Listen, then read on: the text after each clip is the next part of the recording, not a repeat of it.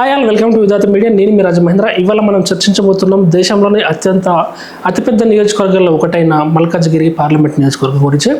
దేశంలోని అతిపెద్ద నియోజకవర్గాల్లో ఒకటిగా ఓటర్ల సంఖ్యతో పాటు అర్బన్ రూరల్ ఓటర్ల ఆధిపత్యం ఉన్న మల్కాజ్గిరి సెగ్మెంట్ గురించి మనం ప్రత్యేకంగా మాట్లాడుకోవాల్సి ఉంటుంది. సెటిలర్లు పెద్ద సంఖ్యలో ఉండడంతో అభ్యర్థుల గెలుపోవడంలో ఇక్కడ వారే నిర్ణయిస్తున్నారు. భిన్నత్వంలో ఏకత్వానికి మినీ ఇండియాకు ఈ నియోజకవర్గం ప్రతీకగా నిలుస్తూ వస్తుంది. నియోజకవర్గాల పునర్విభజనలో భాగంగా 2009లో ఏర్పడిన మల్కాజ్గిరి సెగ్మెంట్లో ఇప్పటివరకు జరిగిన 3 ఎన్నికల్లో సంచలనాలే నమోదయ్యాయి. ఇక్కడ నుంచి ఎంపీలుగా గెలిచిన వారికే దేశవ్యాప్తంగా కీర్తి ప్రతిష్టలు రావడంతో పాటు రాజకీయంగా ఉన్నత పదవులు దక్కుతాయన్న సెంటిమెంట్ కూడా నిజమవుతూ వస్తుంది. గతంలో మల్కాజ్గిరి ఎంపీలుగా గెలిచిన సర్వే సత్యనారాయణ, మల్లారెడ్డిలు కేంద్ర రాష్ట్ర మంత్రులుగా అవకాశం దక్కించుకున్నారు. తాజాగా రేవంత్ రెడ్డి ఏకంగా టీపీసీసీ చీఫ్, తెలంగాణ రాష్ట్ర ముఖ్యమంత్రిగా కూడా పగ్గాలు అందుకున్నారు. 2009లో ఏర్పడిన నాటి నుంచి మల్కాజ్గిరిలో కాంగ్రెస్ 2 సార్లు, టీడీపీ 1 సారి విజయం సాధించాయి. ఈసారి 3 ప్రధాన పార్టీలు గెలుపుపై ఫోకస్ పెట్టాయి. బీఆర్ఎస్ నుంచి రాగిడి లక్ష్మారెడ్డి, బీజేపీ నుంచి ఈటల రాజేందర్, కాంగ్రెస్ నుంచి సునీత మహేందర్ రెడ్డి బరిలో ఉన్నారు. ఈ పార్లమెంట్ నియోజకవర్గం పరిధిలో మేడ్చల్, మల్కాజ్గిరి, కుత్బుల్లాపూర్, కూకట్పల్లి, ఉప్పల్, ఎల్బీనగర్, సికింద్రాబాద్ కంటోన్మెంట్ అసెంబ్లీ నియోజకవర్గాలు ఉన్నాయి. 2023 అసెంబ్లీ ఎన్నికల్లో మల్కాజ్గిరి పరిధిలోని 7 శాసనసభ స్థానాలను బీఆర్ఎస్ పార్టీ క్లీన్ స్వీప్ చేసింది. ఈ సెగ్మెంట్ పరిధిలో మొత్తం ఓటర్ల సంఖ్య 31,50,313 మంది ఉండగా వీరిలో పురుషులు 15,11,910 మంది, మహిళలు 16,38,054 మంది ఉన్నారు. 2019 లోక్సభ ఎన్నికల్లో కాంగ్రెస్ అభ్యర్థి రేవంత్ రెడ్డికి 6,03,748 ఓట్లు, బీఆర్ఎస్ అభ్యర్థి మర్రి రాజశేఖర్ రెడ్డికి 5,92,829 ఓట్లు, బీజేపీ అభ్యర్థి రామచంద్రరావుకు 3,04,282 ఓట్లు పోలయ్యాయి. మొత్తంగా ఇక్కడ కాంగ్రెస్ పార్టీ 10,919 ఓట్ల మెజార్టీతో మల్కాజ్గిరిని కైవసం చేసుకుంది.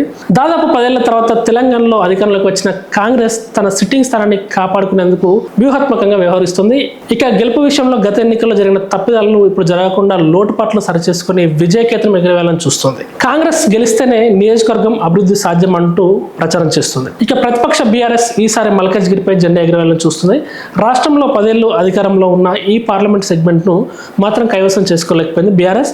మల్కాజ్గిరి పరిధిలో 7 అసెంబ్లీ స్థానాలను కైవసం చేసుకోవడంతో ఈసారి పార్లమెంట్ స్థానంపై ఆశలు మెండుగా ఉన్నాయి. దానికి అసెంబ్లీ ఎన్నికల్లో దాదాపు ఇక్కడ నుంచి 9,50,000 ఓట్లను సాధించింది బీఆర్ఎస్ పార్టీ. అన్ని అసెంబ్లీ స్థానాల్లో కలిపి బీఆర్ఎస్ పార్టీకి 3,50,000 మెజారిటీ ఉంది. ఎమ్మెల్యేలందరూ కలిసికట్టుగా ఉండడంతో ఈసారి గెలిచి తీరాలని పట్టుదలతో ఉంది బీఆర్ఎస్. మల్కాజ్గిరి రేవంత్ రెడ్డి ప్రాతినిధ్యం వహించిన స్థానం కావడంతో గెలిచి కాంగ్రెస్ కు జలకివ్వాలని చూస్తుంది.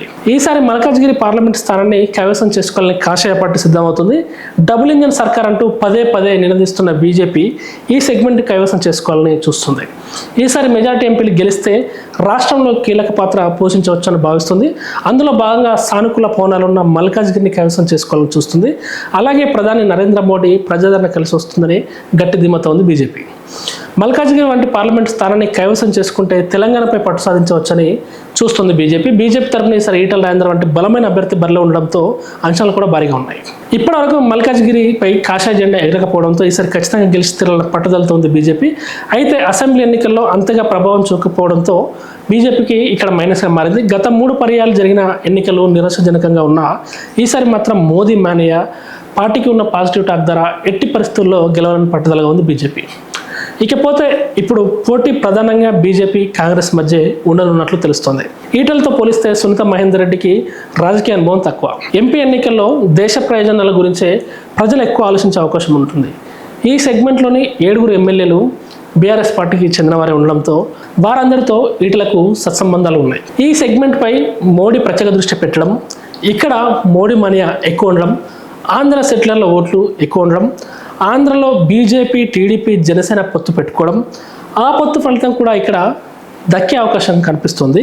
సీనియర్ నేత అవ్వడం, 20 ఏళ్ళు రాజకీయాల్లో వివిధ హోదాల్లో పనిచేసిన అనుభవం ఉండడంతో మల్కాజ్గిరిలో ఈటలకు గెలుపు అవకాశాలు మెరుగ్గా కనిపిస్తున్నాయి.